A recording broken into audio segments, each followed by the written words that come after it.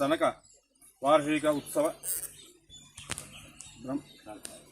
ವಾರ್ಷಿಕೋತ್ಸವ ಅದೇ ರೀತಿ ದೈವಗಳ ನೇಮೋತ್ಸವ ತನಕ ನಡೆಯುವಂತಹ ವಿಜೃಂಭಣೆಯಿಂದ ನಡೆಸಲ್ಪಡುವಂತಹ ಕಾರ್ಯಕ್ರಮಗಳಿಗೆ ನಡೆಯುವಂತಹ ಅನ್ನದಾನಕ್ಕೆ ಬೇಕಾದಂತಹ ವ್ಯವಸ್ಥೆಗೆ ಮತ್ತು ಸಾಂಸ್ಕೃತಿಕ ಕಾರ್ಯಕ್ರಮಗಳ ವ್ಯವಸ್ಥೆಗೆ ಚಪ್ರ ಹಾಕುವುದಕ್ಕೋಸ್ಕರವಾಗಿ ಇವತ್ತಿನ ದಿವಸ ಮಂಟಪ ನಿರ್ಮಾಣಕ್ಕೆ ಬೇಕಾಗಿ ಎಂಬಿ ಸ್ಥಳಗಳಲ್ಲಿರುವಂತಹ ಸಮಸ್ತ ದೈವಿಕ ಶಕ್ತಿಗಳನ್ನು ಮುಂದಿಟ್ಟುಕೊಂಡು ಗ್ರಾಮಾಧಿಪತಿಯು ಕ್ಷೇತ್ರಾಧಿಪತಿಯೂ ಆದಂತಹ ಶ್ರೀ ಕುಕ್ಷಿಶಾಸ್ತ್ರ ಧರ್ಮಶಾಸ್ತ್ರ ಸಹಿತ ಶ್ರೀ ಉದನೇಶ್ವರ ಸ್ವಾಮಿಯನ್ನು ಮನಸ ವಂದಿಸಿಕೊಂಡು ಸ್ಮರಿಸಿಕೊಂಡು ಭಗವಂತನನ್ನು ಮುಂದಿಟ್ಟುಕೊಂಡು ಶ್ರೀ ಶ್ರೀ ಶ್ರೀ ಸಚ್ಚಿದಾನಂದ ಭಾರತಿ ಮಹಾಸೂತ್ರ ಈ ಚಪ್ಪರ ಮುಹೂರ್ತವನ್ನು ಮಾಡೋದಕ್ಕೋಸ್ಕರವಾಗಿ ನಾವೆಲ್ಲರೂ ಕೂಡ ಆ ಭಗವಂತನಲ್ಲಿ ಅನುಗ್ರಹವನ್ನು ಬೇಡಿಕೊಳ್ತಾ ಇದ್ದೇವೆ. ಓಂ ಹರಶಂಭೋ ಮಹಾದೇವ ವಿಶ್ವೇಶಾಮರವಲ್ಲಭ ಶಿವಶಂಕರ ಸರ್ವಾತ್ಮಂ ನೀಲಕಂಠ ನಮೋಸ್ತುತೆ.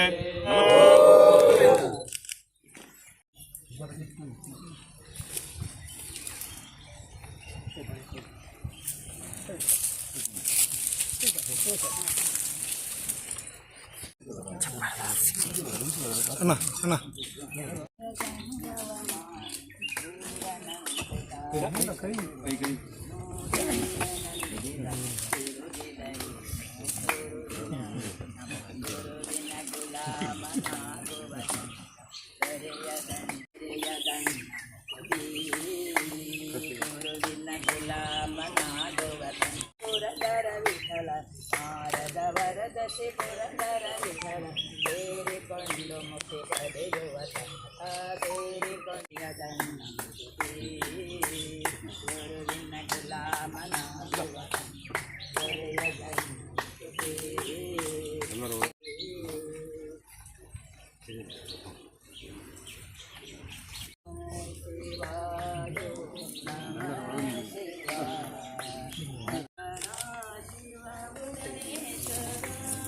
ಇದ್ದಾರೆ.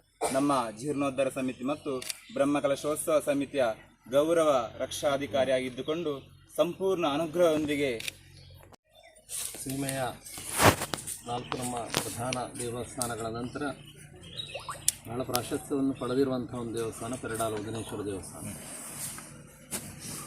ಇದು ಬಹಳ ಸುಂದರವಾಗಿ ಜೀರ್ಣೋದ್ಧಾರಗೊಂಡು ಬ್ರಹ್ಮಕಲಶಕ್ಕೆ ಅಣಿಯಾಗ್ತಾಯಿದೆ. ನಾವೆಲ್ಲ ನಿರೀಕ್ಷಿಸಿದ ಮಟ್ಟದಲ್ಲಿ ಅದರ ಜೀರ್ಣೋದ್ಧಾರ ಕಾರ್ಯಗಳು ನಡೆದಿವೆ.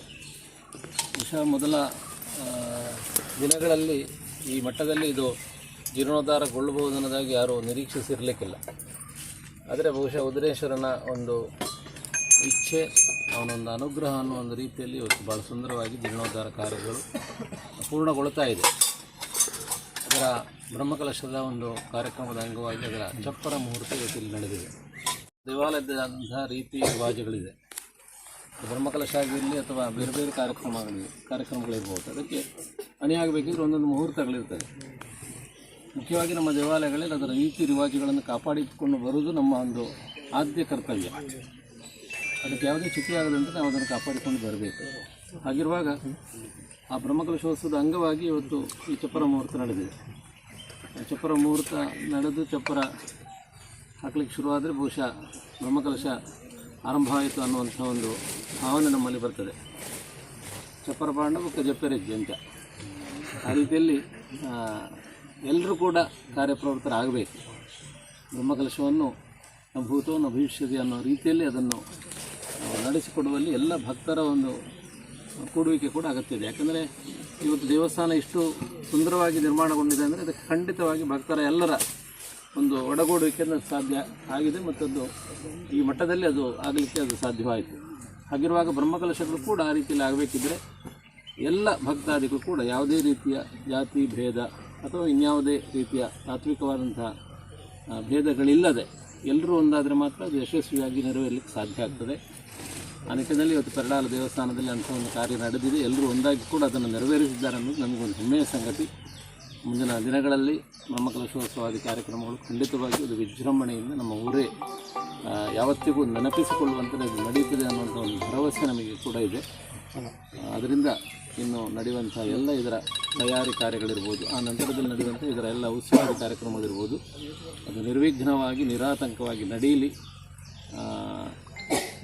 ನಿನ್ನೆಯ ದಿನ ಯುಗಾದಿ, ನಮ್ಮ ಹೊಸ ಸಂವತ್ಸರ ಪ್ರಾರಂಭವಾಗಿದೆ, ಪರಾಭವ ನಾಮ ಸಂವತ್ಸರ. ಬಹುಶಃ ಪರಾಭವ ಅನ್ನೋ ಅರ್ಥ ಎಲ್ಲರಿಗೂ ಗೊತ್ತಿದೆ. ನಿಜವಾಗಿ ಧಾರ್ಮಿಕವಾಗಿ ಧರ್ಮಕ್ಕೆ ವಿರುದ್ಧವಾಗಿರುವಂತಹ ಶಕ್ತಿಗಳಿಗೆ ಪರಾಭವ ಉಂಟಾಗಲಿ ಈ ಸಂವತ್ಸರದಲ್ಲಿ.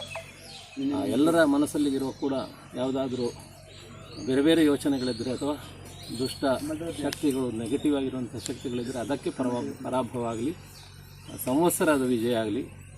ಆ ನಿಟ್ಟಿನಲ್ಲಿ ಈ ಪರಾಭವ ನಾಮ ಸಂವತ್ಸರದ ಹಾದಿಯಲ್ಲಿ ನಡೀತಾ ಇರುವಂಥ ಈ ಕ್ಷೇತ್ರದ ಬ್ರಹ್ಮಕಲಶ ಕಾರ್ಯಕ್ರಮಗಳು ನಿರ್ವಿಘ್ನವಾಗಿ ನಿರಾತಂಕವಾಗಿ ನಡೀಲಿ ಅನ್ನೋದಾಗಿ ಈ ಸಂದರ್ಭದಲ್ಲಿ ವಿಶೇಷವಾಗಿ ಕ್ಷೇತ್ರಾಧಿಪತಿಯಾದಂತಹ ಶ್ರೀ ಉದನೇಶ್ವರ ಮತ್ತು ಅದರ ಎಲ್ಲ ಅಂಗ ದೇವರುಗಳಲ್ಲಿ ಪ್ರಾರ್ಥಿಸ್ತಾ ಬಂದಂಥ ಎಲ್ಲರಿಗೂ ನಮ್ಮ ಆರಾಧ್ಯ ಶ್ರೀ ದಕ್ಷಿಣಾಮೂರ್ತಿ ಗೋಪಾಲಕೃಷ್ಣ ಸ್ವಾಮಿ ಹಾಗೂ ಸ್ಥಳದಲ್ಲಿ ನಡೆದಂತಹ ಉದನೇಶ್ವರ ಆಯುರಾರೋಗ್ಯ ಭಾಗ್ಯಗಳನ್ನು ಕೊಡಲಿ, ಕೈಗೊಂಡಂತಹ ಕಾರ್ಯಗಳು ಸುಗಮವಾಗಿ ಸಾಗಲಿ ಅನ್ನೋದಾಗಿ ಮತ್ತೊಮ್ಮೆ ಪ್ರಾರ್ಥಿಸ್ತಾ ಮಾತಿನಿಂದ ವಿರಮಿಸ್ತಾ ಇದ್ದೇನೆ. ಸರ್ವೇ ಜನಾಃ ಸುಖಿನೋ ಭವಂತು. ಓಂ ಶಾಂತಿ ಶಾಂತಿ ಶಾಂತಿ.